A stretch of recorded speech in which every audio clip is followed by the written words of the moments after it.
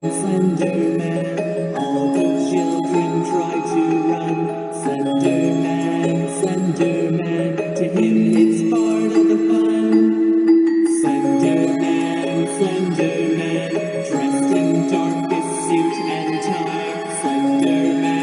Slender. Welcome to Thought Crime and Keto Krime, where Tracy does the sleuthing so you don't have to. Hey everybody, welcome to Thought Crime and Keto and Crime. Today I've got something kind of spooky and creepy for you. We're going to look at an attempted stabbing. So the great news about this one, the victim did survive, and I was very happy. The entire time I was researching about the case, I was like, oh please let this girl survive, and she did. So that's good.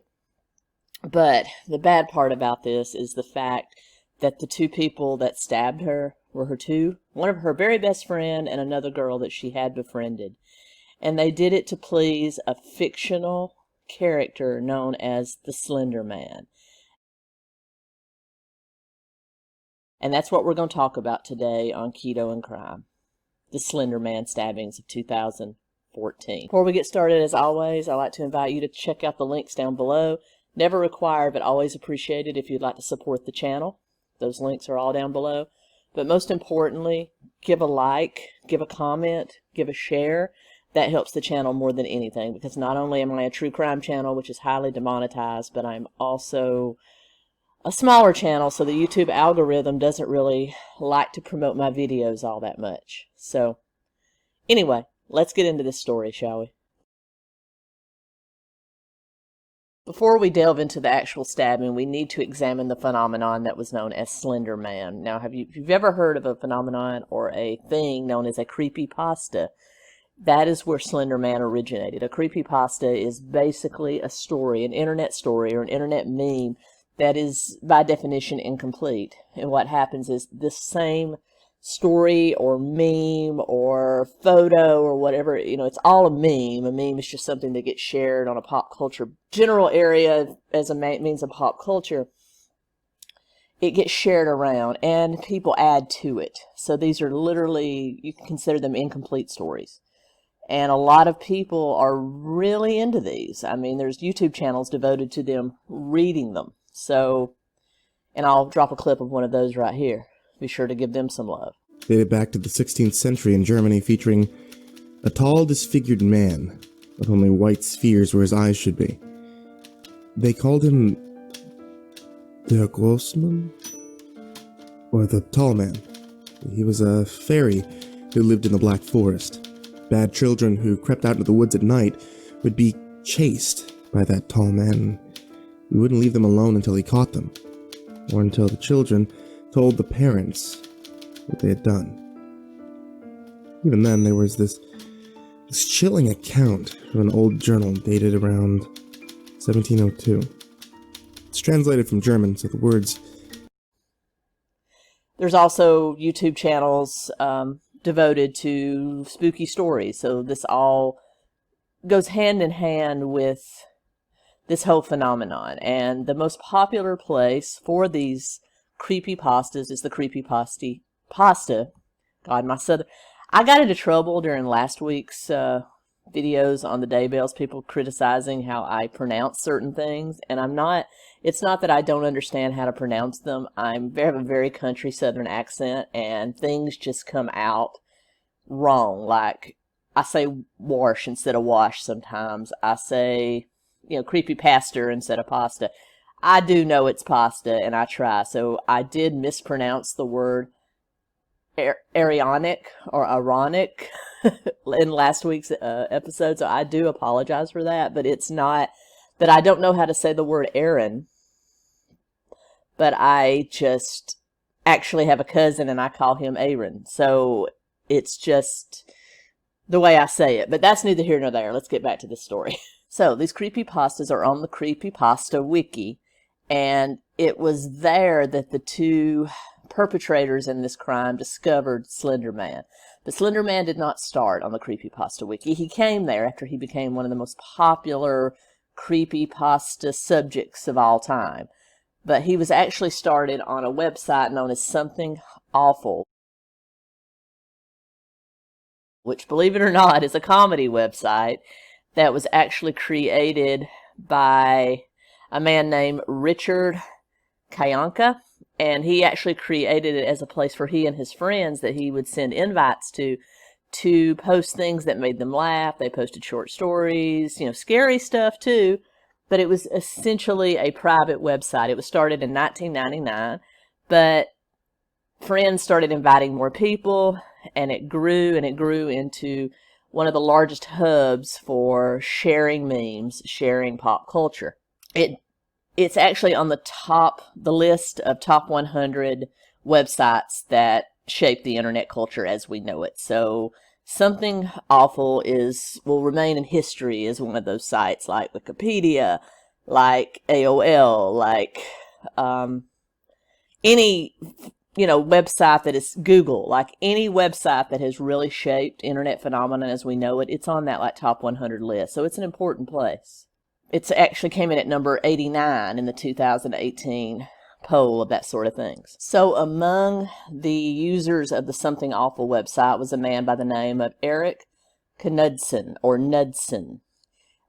He posted under his screen name known as Victor Surge, and it was he that is credited with essentially being Slender Man's father on the internet. There was a Photoshop contest, and it was basically create something scary.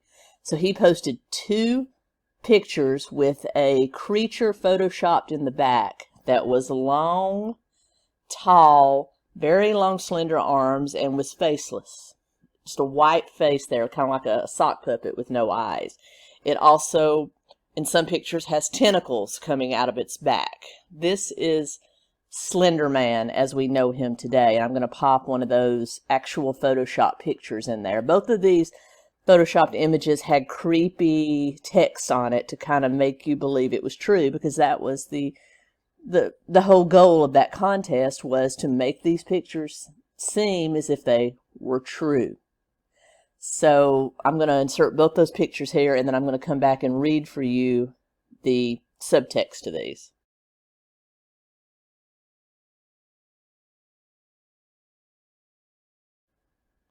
Under the first of those pictures was the caption, "We didn't want to go. We didn't want to kill them, but its persistent silence and outstretched arms horrified and comforted us at the same time." And it was taken in 1983. Photographer unknown, presumed dead. Now combine that with those images you just saw. The second one read, "One of the 2 recovered photographs from Sterling City Library blaze, notable for being taken the day which 14 children vanished and for what is referred to as the Slender Man. Conformity cited as filmed to text by officials. The fire occurred at the library 1 week later. Actual photograph was confiscated as evidence." So he's making that second picture seem that it was the Slender Man that caused this library fire, and the actual photo was confiscated, and now he's found it. So remember, this happened in 2009, and this was a Photoshop contest to make a fake photograph or alter an actual real photograph into something different and make that appear real. Well, Victor did a great job of it, evidently. So that tall, faceless, mysterious, silent person that came to be known as Slender Man, it's spelled 2 different ways. One is Slender Man with a hoe, and 2 as Slender and Man, a separate word. So it does differ from message board, story site to story site.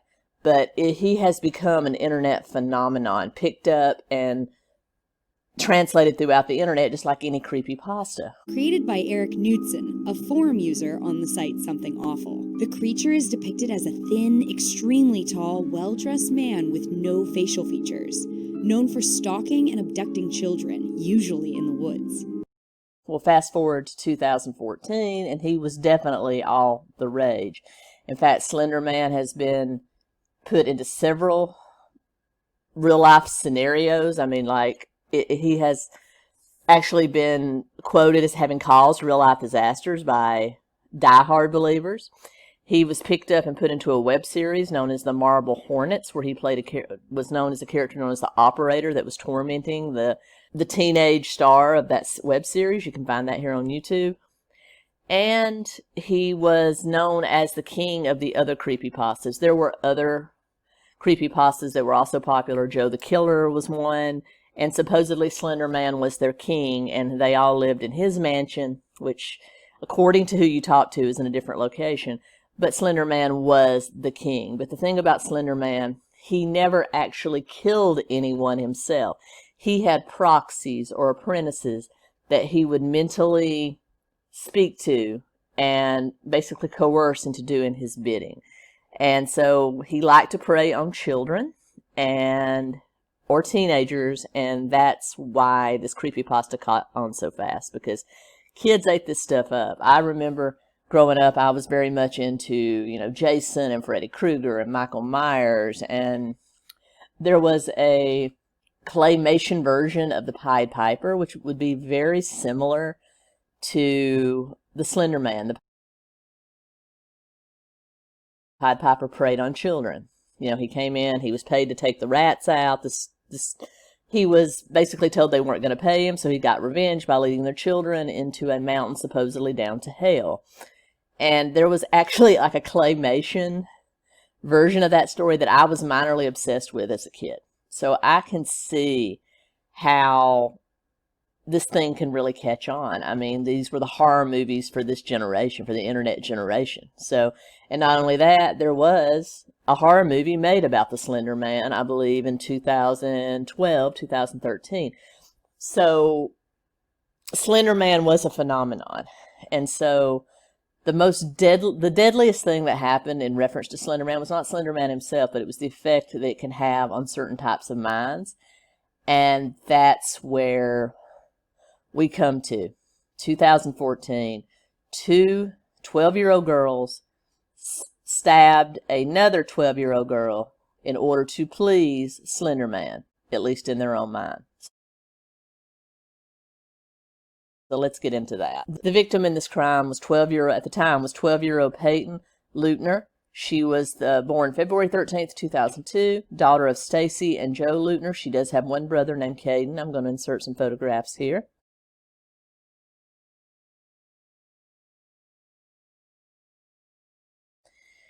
The two perpetrators were her best friend, Morgan Geyser, born May 16th, 2002, and Anissa Wire, who was a new kid in school that they had both befriended, born November 10th, 2001. And I will insert some family pictures as well. This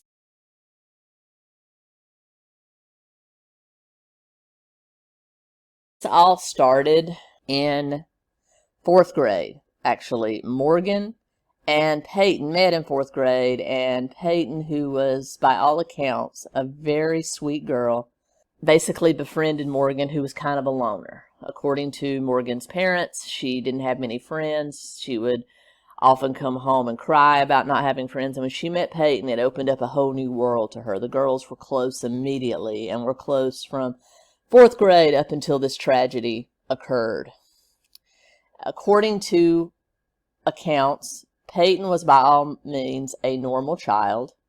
No issues that we know of other than, an occasional bout of stubbornness, but she got along fairly well. She loved sports. She loved playing with her toys. She loved friends. She loved movies. Just an average 12-year-old, an average child. Morgan had a little bit of a different growing up. Morgan loved cats. Morgan's whole thing was kittens. She absolutely loved kittens. She often fantasized and played as if she was a kitten. So she really loved cats. And I felt the same way about dogs growing up. And horses. But, apologize, it just started to rain, so you may be able to hear it. But I think that just adds to the ambiance of what we're talking about. So I'm going to continue. Morgan was kind of fighting an uphill battle. There was schizophrenia in her family, and her father had actually been diagnosed with it, but it was under control with medication. If you don't know what schizophrenia is, it is one of the, I don't want to say worse, because I don't want to, kind of label anybody that has it, but it's one of the more well-known mental illnesses. It also has a huge effect on people because it manifests in so many different ways. Some people hear voices.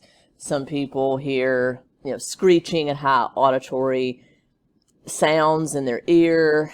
It just makes you lose grip on reality sometimes. Her father had been diagnosed with this, but was under control with medication. And let's just say her parents were really hoping that it would, jump a generation. So later on, we'll see how this comes into play, but just keep that in mind. Keep that in your pocket for now. Both of these girls grew up in a suburb of Milwaukee known as Waukesha, Wisconsin. Very small town. Everyone knows everybody, and it's just kind of one of those idyllic places that crimes like this just don't happen. So this was really, really a shock. So these two girls grew up there. They met in 4th grade and were inseparable, at least up until this occurred. The third person involved in this tragedy and the second perpetrator is a young woman by the name of 𝗚̌će 𝗹𝗶𝗃. She actually moved to Waukesha the same year this occurred, so she was definitely an early transplant. According to her parents, she too was seemed to be a very normal child. She did have some obsession with scary things, namely the Slender Man and the 𝗙𝗶𝗄𝗆 wiki. She also would watch videos that they actually, during the trial, her search history came out, her YouTube comment history, and she liked to watch a lot of videos that did weird experiments, things about death, things scary, and she would comment on these things, and really seemed to be her niche. She really liked scary and morbid kind of stuff. Now, a lot of you are probably thinking, why didn't her parents do something about that? Well, think back at what you liked as a child. As I said, I'm still a horror movie buff. I love horror movies. I was obsessed with horror movies. I would watch anything I could get my eyes on, because my mom was kind of strict and she didn't let me watch a whole lot of stuff while she was at work, because I was kind of a latchkey kid. I would find scary movies to watch. I watched the classic slasher films like Friday the 13th, Nightmare on Elm Street, Halloween. I also saw some of the more B-rated movies they would show on TV, things like Willard and Ben, and just really scary, morbid stuff. And I really like that stuff. But it didn't make me hurt anybody. It didn't make me want to, act out on it. So do I think that's the problem? No. I think that, combined with probably something else going on in 𝗚్ce's mind, might have led her down that path. So, it's hard to determine who's going to be heavily affected and who's not. And that's exactly what 𝗚ce's mother said when she went back and thought about it. She said, maybe I should have been concerned, but I liked Stephen King's It as a child. I was obsessed with that book, so I thought 𝗚ce was just kind of the same. So I don't want anybody to get into the mindset that we need to judge her parents for not monitoring what she watched, because a lot of kids like that sort of thing. But 𝗚ce did move and actually became very close with Morgan.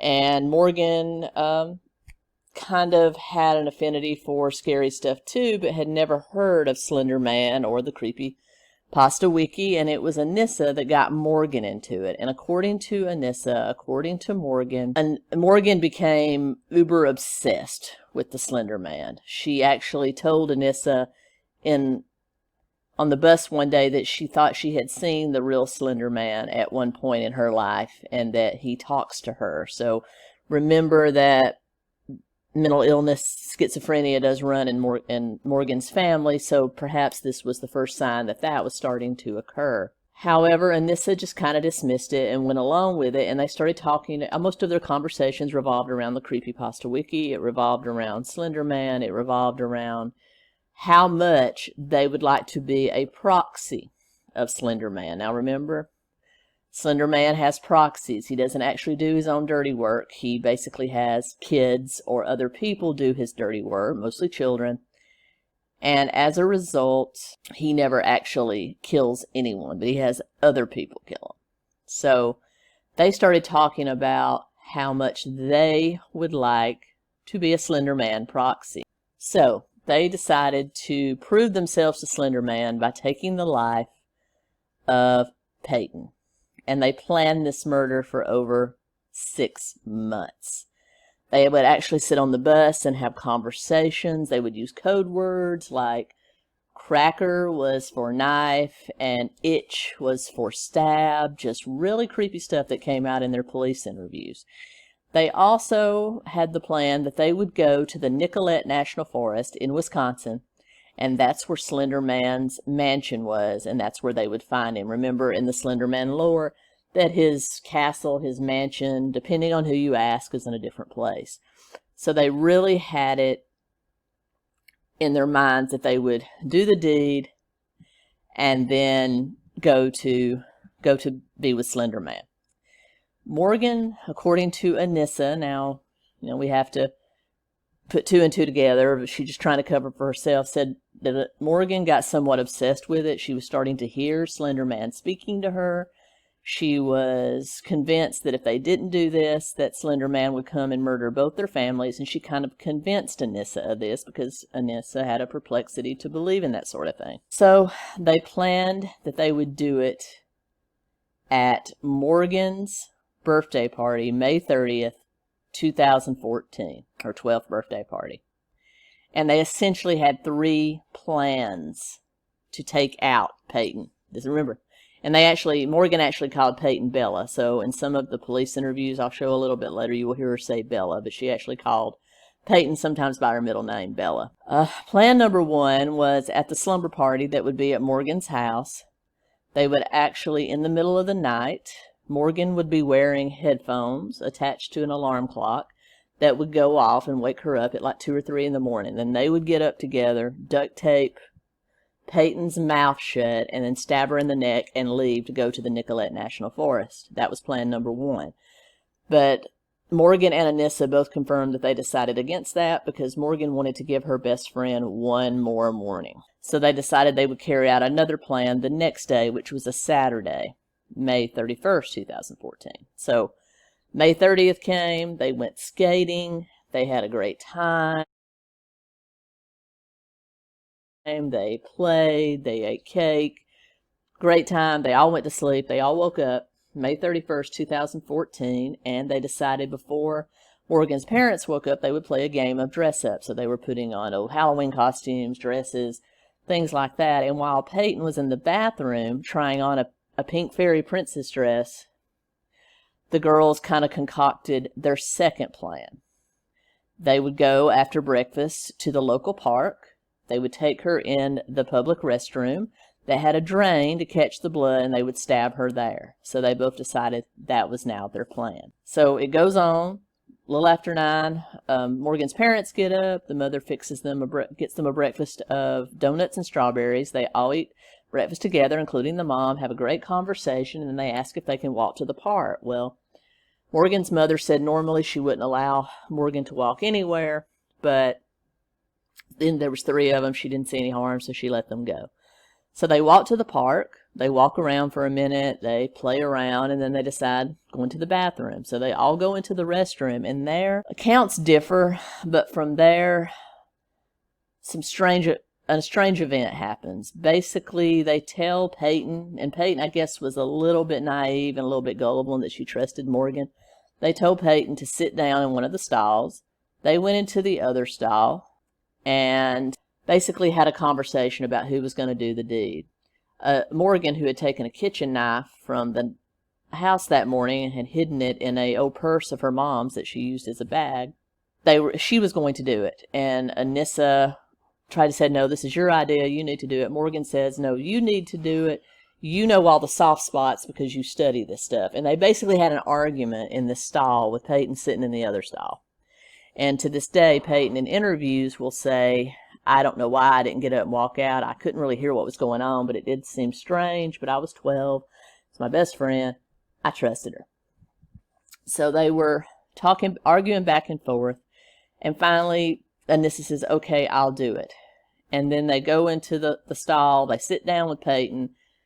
Morgan's waiting for 𝗍𝗍𝗍 to do it. And 𝗍𝗍𝗍 says she just couldn't do it. So what she did do is actually take hold of Peyton and slam her head against the stall and addle her. Now, again, I don't know why Peyton, even as a 12-year-old, didn't get up and run out at that point. And she says today as a 12-year-old, she doesn't know why she didn't, but she didn't.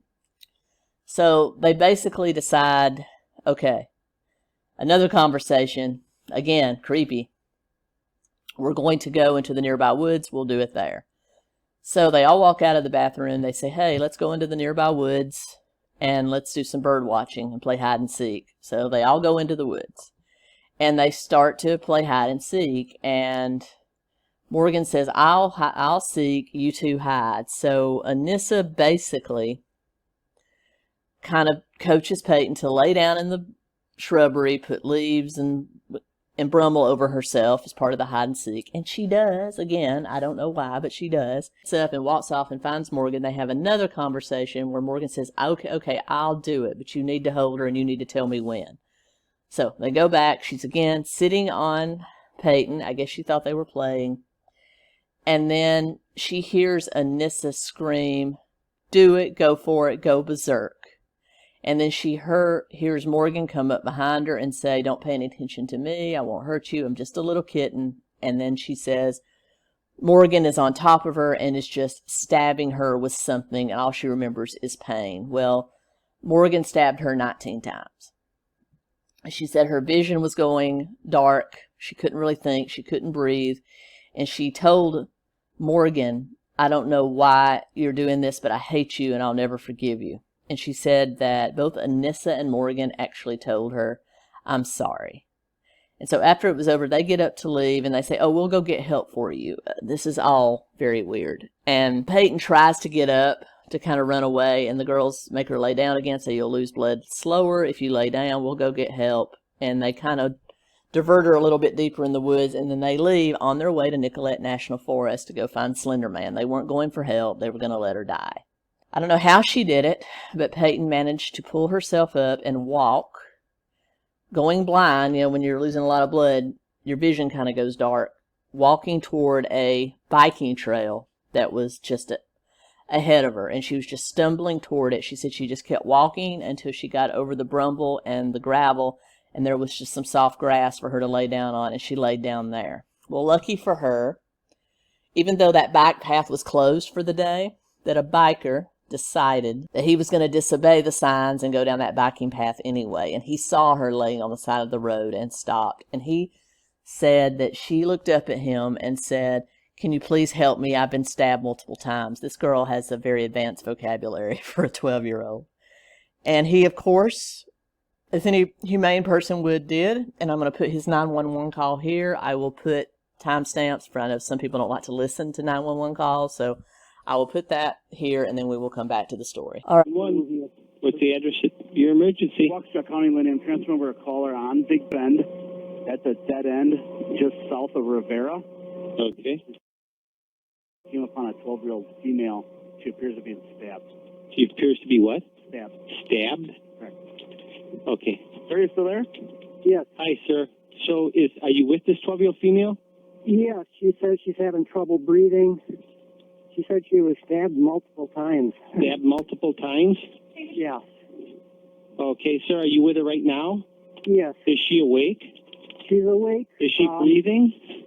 Yeah, she's breathing. She said she can take shallow breaths. She's alert. Okay, stay with her. We're sending the police department. Don't hang up, okay?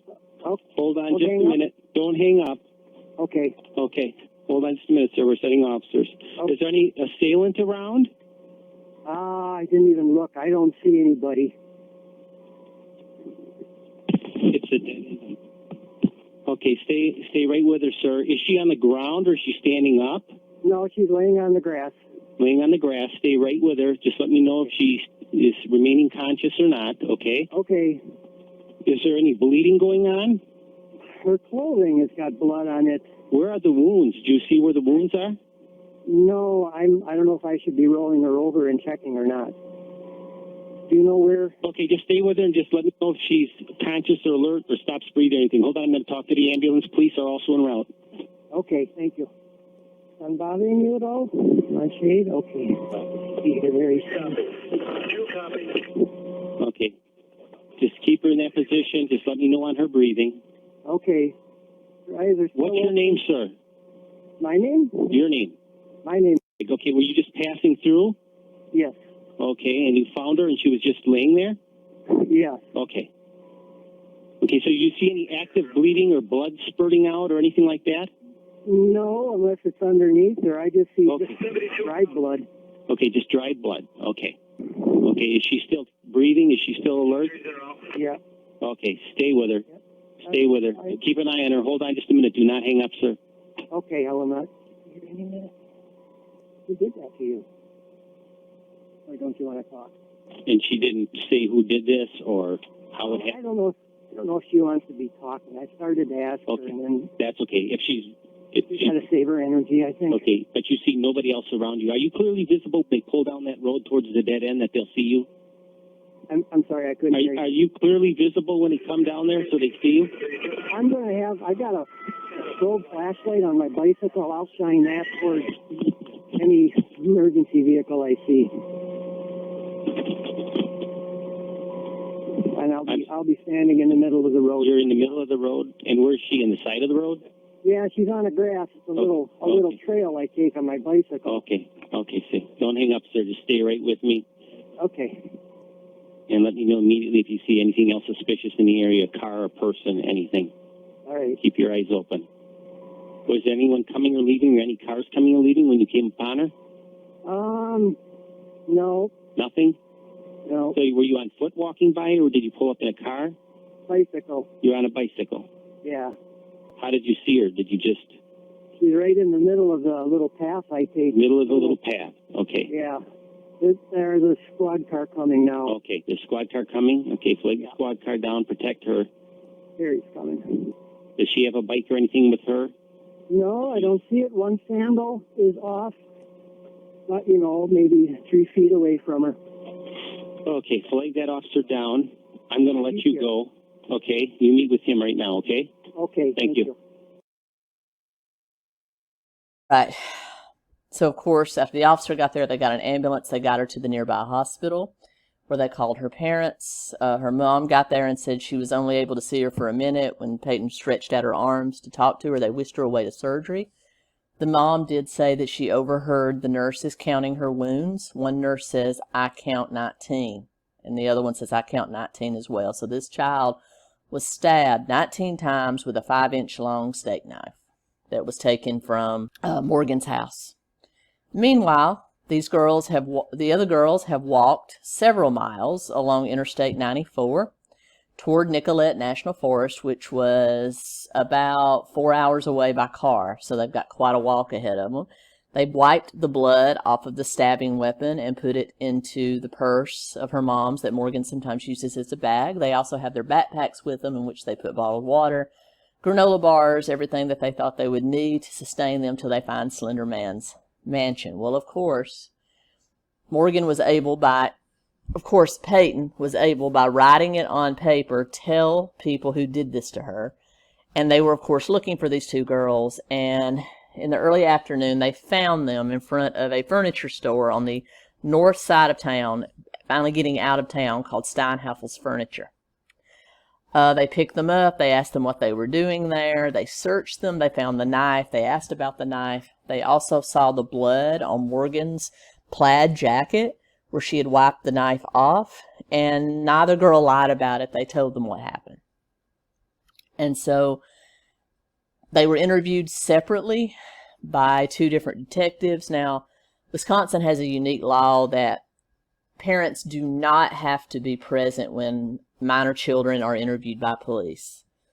So they were able to interview these children without their parents or without a legal counsel. I'm not sure how that applies, but it is in the Wisconsin law.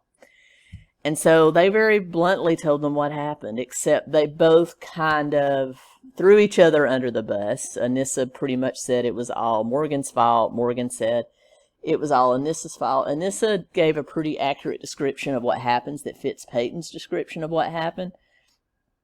Morgan inserted a lot of things like, I think I did this. I think 𝗙് did this. I think Peyton did this, as if she couldn't remember.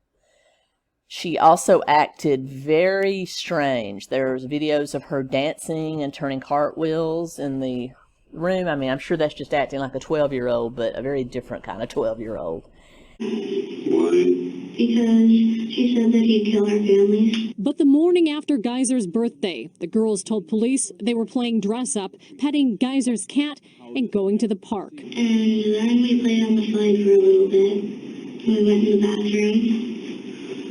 And then we were singing songs. This wasn't an innocent trip to the park, though. The girls told police they planned to kill their friend in the bathroom. Her nickname is Bella. Anisha tried to knock Bella out. Bella got all mad and stuff, but I was pacing in circles. Even after the bathroom attack, Bella stayed with the girls as they led her into the woods. What happened next depends who you ask. And then Morgan jumped on top of Bella and started stabbing her repeatedly, and that's when I turned around because I couldn't stand to see that. Geyser claims Wire started it all. And then she jumped on Bella, and she held her to the floor. Did Anisha do this? Mm-hmm. Peyton was stabbed repeatedly. One wound came within millimeters of her heart. What were you trying to do with her when you stabbed her? Kill her. Tried to get up. She said that she couldn't see, she couldn't walk, and that she couldn't breathe. Did you tell her you were going to go get help? Mm-hmm. Did you want to actually get her help? No.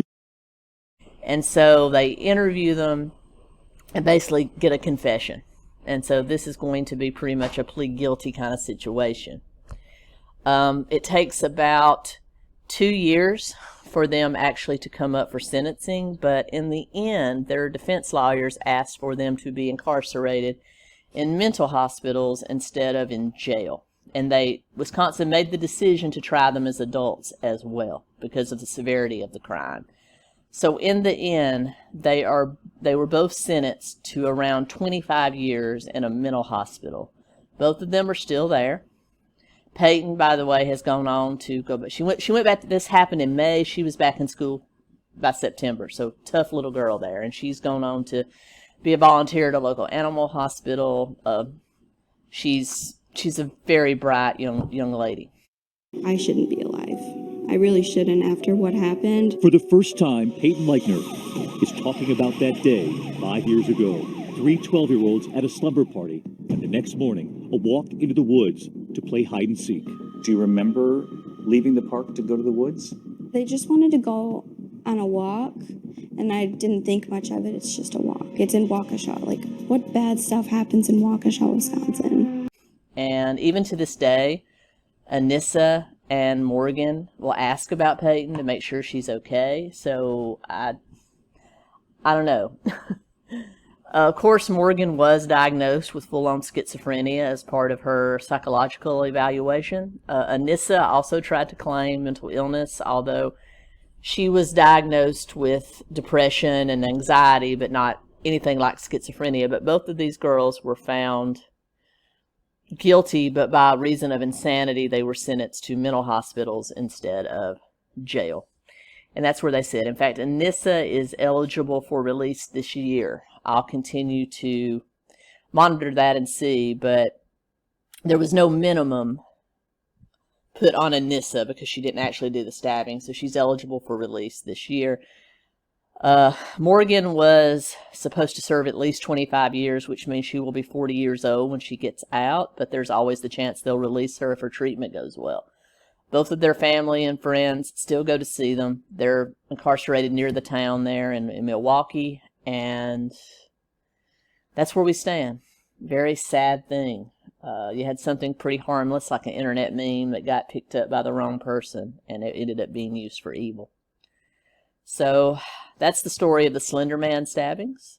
I'll be back really soon. I'll be back tomorrow with the John List story. If you enjoy the horror films, Stepfather, like I do, this is the murder that those films were based on. I'll be back with that tomorrow. And I'll see you soon. If you'd like to support the channel, links are down below. Please like, comment, share, subscribe. Until next time, Keto Comics.